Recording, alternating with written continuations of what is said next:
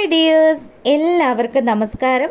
മൗനരാഗം സീരിയലിൻ്റെ നാളത്തെ പ്രൊമോ വിശേഷത്തിലേക്ക് എല്ലാ കൂട്ടുകാർക്കും സ്വാഗതം കേട്ടോ. അങ്ങനെ നമ്മുടെ രൂപ കിരണിനോടും കല്യാണിയോടും ഒക്കെ സംസാരിച്ചിട്ട് അവൾ അവിടുന്ന് മടങ്ങി പോവുക.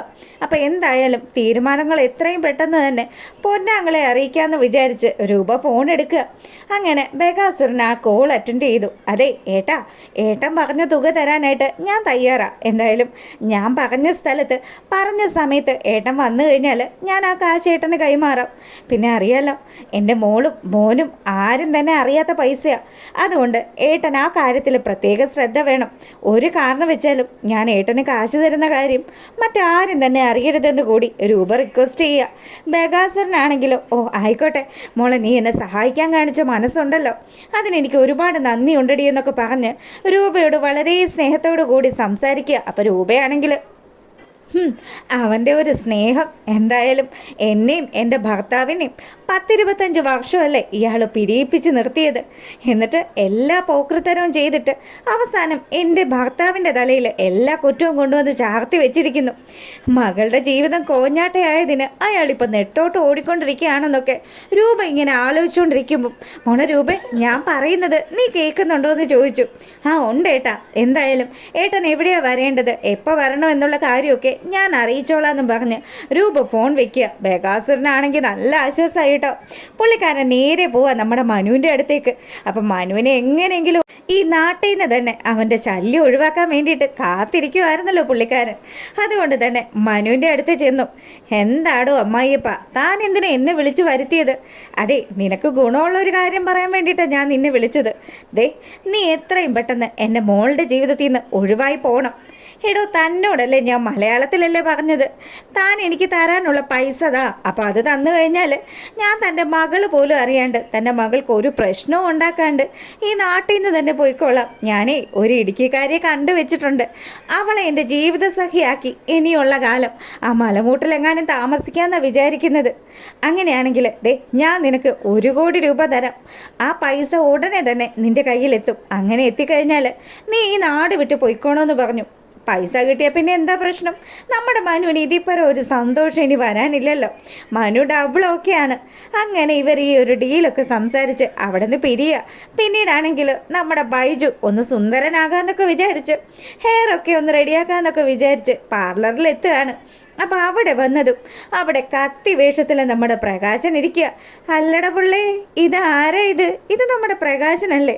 എടോ, തൻ്റെ മുഖത്തൊക്കെ ഇതെന്ത് പറ്റി? താൻ ഈ വയസ്സാം കാലത്ത് ചെറുപ്പമാകാൻ നോക്കുകയാണോ എന്ന് ചോദിച്ച് ബൈജു പുള്ളിക്കാരനെ കളിയാക്കാൻ തുടങ്ങി. അപ്പം ബാലണ്ണനാണെങ്കിലും നല്ല ഒരു ഒന്നാന്തര ഹെഡ് മസാജൊക്കെ എടുത്തുകൊണ്ട് അവിടെ അങ്ങനെ ഇരിക്കുക കേട്ടോ. ഈ സമയമാണെങ്കിൽ ബൈജു, എന്തായാലും പ്രകാശ, തൻ്റെതാണ് യോഗം. ഈ വയസ്സാം കാലത്ത് തനിക്ക് എത്രാമത്തെ കല്യാണമാണ് നടക്കുന്നത്? എടാ, നീ ആ കിരണിൻ്റെയും കല്യാണിയുടെയും ശിങ്കടയാണെന്നൊക്കെ എനിക്കറിയാം. എന്തായാലും നീ അവരുടെ അടുത്ത് സംസാരിക്കുന്ന രീതിയിൽ ഈ പ്രകാശൻ്റെ അടുത്ത് മുട്ടാൻ വന്നാലുണ്ടല്ലോ മോനെ, പുന്നാരമോനെ ബൈജു, നീ മര്യാദക്ക് നേരെ ചൊവ്വ ഇവിടുന്ന് പോവില്ല എന്നൊക്കെ പറഞ്ഞ് നമ്മുടെ ബൈജുവിനെ ഭീഷണിപ്പെടുത്താൻ നോക്കുക പ്രകാശൻ. അപ്പം ബൈജു ആണെങ്കിൽ എൻ്റെ പൊന്നു പ്രകാശ, താൻ എന്തായാലും ഇങ്ങനെയൊന്നും പറഞ്ഞിട്ടൊന്നും ഒരു കാര്യമില്ലടോ. തൻ്റെ ഈ കല്യാണി ഇതൊന്നും നടക്കില്ല. എടാ, എന്നെ ഇല്ലാണ്ടാക്കാൻ വേണ്ടിയിട്ട് ആ ലക്ഷ്മിയെ കൊണ്ടുവന്നത് കിരണും കല്യാണിയാണെന്ന് നല്ലതുപോലെ ഈ പ്രകാശൻ അറിയാടാ. എന്നിട്ട് എന്ത് സംഭവിച്ചു? അവർ വലിയ കാര്യത്തിന് കൊണ്ടുവന്നതല്ലേ. അവളെ ഞാൻ കൊടുത്ത നക്കാപ്പിച്ചയും വാങ്ങിച്ചുകൊണ്ട് ഈ നാട്ടിൽ നിന്ന് തന്നെ പോയിരിക്കുക. എന്തായാലും ഇനി കാർത്തികമ്മളുടെ അമ്മയും ഞാനും തമ്മിലുള്ള വിവാഹം ഒരുത്തനും തന്നെ മുടക്കാൻ പറ്റില്ല. അതെ, ഈശ്വരനായിട്ട് നിശ്ചയിച്ചതാ. ഈശ്വരനായിട്ട് നിശ്ചയിച്ചു എന്നൊക്കെ പറഞ്ഞ് പ്രകാശനെ കളിയാക്കി കൊല്ലുക നമ്മുടെ ബൈജു ആണെങ്കിൽ എന്തായാലും ഈ വിശേഷമൊക്കെ ഒന്ന് കാണേണ്ടത് തന്നെയാണ് എൻ്റെ എന്ന് പറഞ്ഞ് അവിടെ നിന്ന് അവൻ ഇറങ്ങി നേരെ പോകുന്നതാണെങ്കിലോ നമ്മുടെ കിരണിൻ്റെയും കല്യാണിയുടെയും അടുത്തേക്കാണ്. അളിയ, നിങ്ങൾ വല്ല കാര്യം അറിഞ്ഞോ? നിങ്ങളിങ്ങനെ ഇവിടെ ചായയും കുടിച്ചുകൊണ്ടിരുന്നോന്നും പറഞ്ഞ് ബൈജു അവരുടെ അടുത്തേക്ക് കയറി ചെന്നു. എന്നിട്ട് പാർലറിൽ വെച്ച് നടന്ന സകല കാര്യങ്ങളും, പ്രകാശനെ കുറിച്ചുള്ള സകല കാര്യങ്ങളും കിരണിനോടും കല്യാണിയോടും പറയുക. അതെ അളിയ, അവനെ നല്ല കോൺഫിഡൻസ് ഉണ്ട്. പഴയതുപോലെയൊന്നും അല്ല പ്രകാശനെ ആരോ കാര്യമായിട്ട് സഹായിക്കുന്നുണ്ടെന്നാണ് പ്രകാശൻ വിശ്വസിച്ചിരിക്കുന്നത്. എന്തായാലും അത് മൂപ്പരുടെ ആദ്യ ഭാര്യ തന്നെയാണെന്ന് മൂപ്പർ ഇതുവരെ കണ്ടുപിടിച്ചിട്ടില്ലല്ലോ എന്നൊക്കെ പറഞ്ഞ് ഇങ്ങനെ ഇരിക്കുമ്പോഴാണ് ദീപ പറയുന്നത്, അയാൾ ചെയ്തു കൂട്ടിയതിന് മുഴുവനും അയാൾ ഈ ജന്മം തന്നെ ശിക്ഷ അനുഭവിക്കും. എന്തായാലും രജിസ്റ്റർ ഓഫീസിൽ അയാൾ ഞെളിഞ്ഞു വരുമല്ലോ, ആ സമയത്ത് ഞാനും ഉണ്ടാകുമ്പോളെ അയാൾ കരയുന്ന കാഴ്ച അതെനിക്ക് കാണണമെന്നൊക്കെ പറഞ്ഞ് ദീപയാണെങ്കിൽ നല്ല വാശിയിൽ നിൽക്കുക. അപ്പം കിരൺ പറഞ്ഞു, അത് തന്നെ ആയിരിക്കും അമ്മ സംഭവിക്കാൻ പോകുന്നത്. എന്തായാലും പ്രകാശൻ്റെ നാളുകൾ എണ്ണപ്പെട്ട് കഴിഞ്ഞു. കാർത്തികയും അവളുടെ അമ്മയും എന്തൊക്കെയോ ചില പദ്ധതികളൊക്കെ നടപ്പാക്കുന്നുണ്ട്. അപ്പം അങ്ങനെയുള്ള സ്ഥിതിക്ക് നമ്മളും അവരോടൊപ്പം തന്നെ നിൽക്കും. എന്തായാലും ഇതൊക്കെ കഴിയുമ്പോൾ അറിയാം പ്രകാശൻ്റെ ഗതി എന്താകുമെന്ന്. മിക്കവാറും അയാൾ അറ്റാക്ക് വന്ന് മരിക്കാനുള്ള സാധ്യതയാണ് കാണുന്നത്. എൻ്റെ ദീപേച്ചി, നിങ്ങളെ അറിയണോ, പ്രകാശനെ ഞാൻ അവിടെ വെച്ച് കണ്ടപ്പം മുഖത്തൊക്കെ ചന്ദനമൊക്കെ വാരിപ്പൂശി, ഓ എൻ്റെ പൊന്നേ, എന്തോ സാൻഡലിൻ്റെ ഫേഷ്യലൊക്കെയാണ് ചെയ്തിരിക്കുന്നത്. അങ്ങനെയൊക്കെ ചെയ്ത് പ്രായം കുറക്കാനായിട്ട് അവിടെ കുത്തിയിരിക്കുന്നത് കണ്ടത്. എന്തായാലും ആ പൊട്ടനറിയില്ല അവൻ്റെ കുഴിയാണ് അവൻ തന്നെ തോണ്ടി വെച്ചിരിക്കുന്നതെന്ന്. അവിടെ വെച്ചും പറഞ്ഞു കാർത്തിയെക്കുറിച്ചും അവളുടെ അമ്മയെക്കുറിച്ചും ഒക്കെ. എന്തായാലും നമ്മൾക്ക് ആ ഒരു രജിസ്റ്റർ ഓഫീസിൽ പോകണം. അവൻ പൊട്ടനാകുന്ന കാഴ്ച കാണാനായിട്ട് നിങ്ങളുടെ കൂടെ ഞാനും ഉണ്ടാവുമെന്നും ബൈജു പറഞ്ഞു. അങ്ങനെ ഇവരിവിടെ സംസാരിച്ചുകൊണ്ടൊക്കെ നിൽക്കുമ്പോഴാണെങ്കിലോ നമ്മളെ കാണിക്കുന്നത് രൂപയാണ്. അപ്പോൾ രൂപയാണെങ്കിൽ നമ്മുടെ കിരണിനെ വിളിച്ചു, മോനെ കിരണെ, നീ പറഞ്ഞതുപോലെ തന്നെ കാര്യങ്ങളൊക്കെ ഞാൻ ഡീൽ ചെയ്തിട്ടുണ്ട്. എന്തായാലും നമ്മൾ ആഗ്രഹിക്കുന്നത് പോലെ തന്നെ കാര്യങ്ങളൊക്കെ നടക്കുമെന്ന് തന്നെയാണ് വിചാരിക്കുന്നത്. അമ്മ ഒന്നുകൊണ്ടും ആലോചിച്ച് ടെൻഷൻ അടിക്കണ്ട കേട്ടോ. ഞാനൊരു ഉപായം കണ്ടുവച്ചിട്ടുണ്ട്. എന്തായാലും എൻ്റെ അമ്മ കാശൊന്നും പാഴാക്കി കളയേണ്ടിയൊന്നും വരില്ല.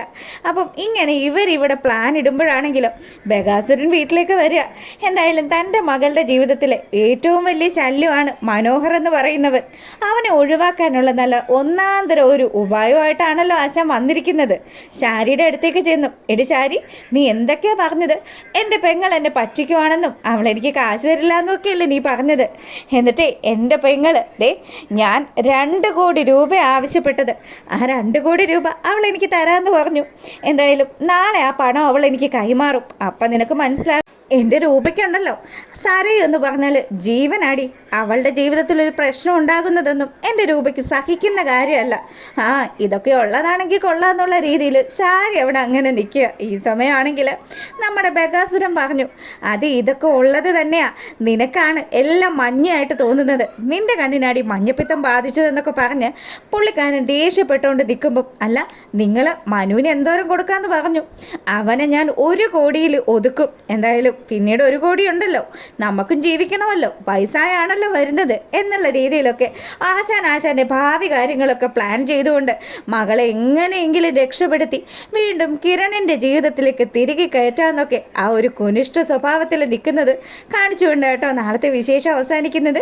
അപ്പോൾ നിങ്ങൾക്ക് ഇഷ്ടമായിട്ടുണ്ടോ? ഉണ്ടെങ്കിൽ ഒന്ന് ലൈക്ക് ചെയ്തേക്കണേ. എല്ലാവർക്കും നല്ലൊരു രാത്രി ആശംസിച്ചുകൊണ്ട് വീഡിയോ വൈൻഡപ്പ് ചെയ്യാണ്. അപ്പോൾ ഓക്കെ, ഗുഡ് നൈറ്റ്.